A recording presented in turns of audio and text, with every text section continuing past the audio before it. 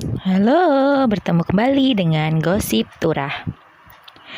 Kali ini berita tentang anak ABK TKI yang bekerja di kapal besar Cina.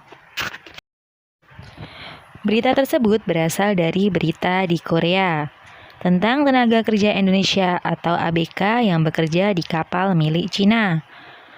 Tepatnya pada tanggal 6 Mei 2020. Pukul 4.45 waktu Korea atau tepatnya pukul 14.45 di Indonesia. Ini merupakan berita yang tidak menyenangkan namun juga menyedihkan.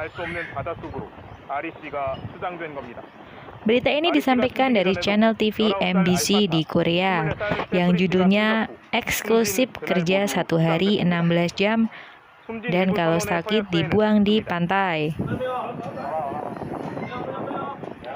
Fakta tentang pelanggaran HAM orang Indonesia di kapal besar yang bekerja di suatu kapal. MBC berhasil mendapatkan informasi ini karena kebetulan kapal besar tersebut mampir di Busan, dan tenaga kerja Indonesia tersebut menyampaikan kepada pemerintah Korea dan channel MBC TV.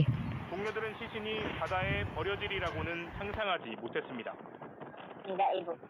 Dikremasi di tempat terdekat.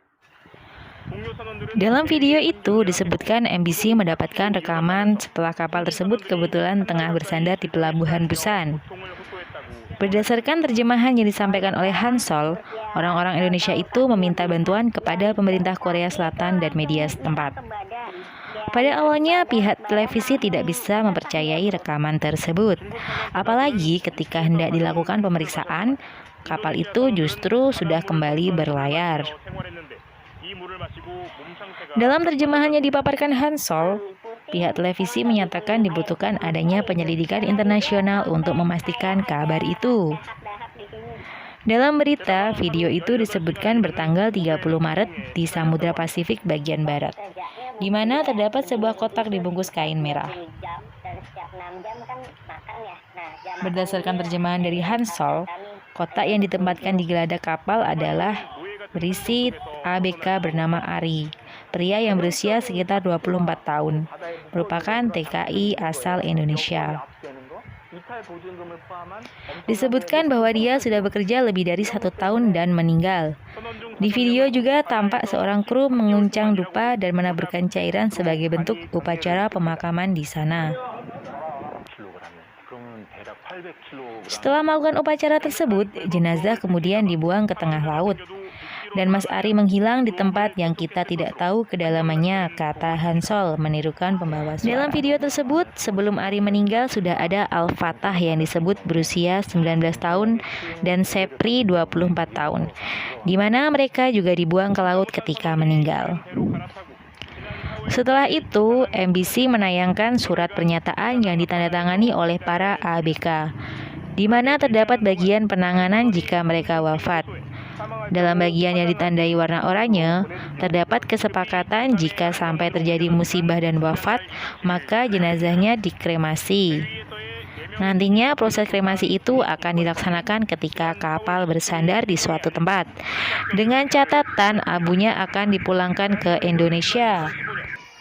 Dalam surat itu terdapat juga pernyataan mereka akan diasuransikan sebesar $10.000 AS, sekitar 150 juta, yang akan diserahkan kepada ahli waris mereka.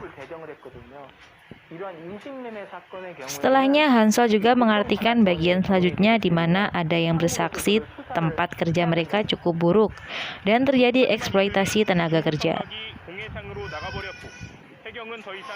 Dikatakan bahwa rekan kerja yang meninggal itu sudah sakit selama 1 bulan. Disebutkan bahwa korban awalnya kram. Dalam tayangan itu juga disebutkan bahwa pelaut dari Cina minum air botolan dari tanah. Namun kru Indonesia atau ABK asal Indonesia diminta minum air laut, yaitu filtrasi air dari laut.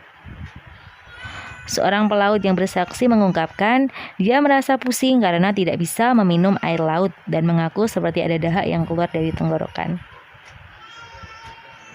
Dalam tayangan itu juga disebutkan bahwa mereka bekerja sehari selama 18 jam, di mana si pelaut menuturkan dia pernah berdiri selama 30 jam.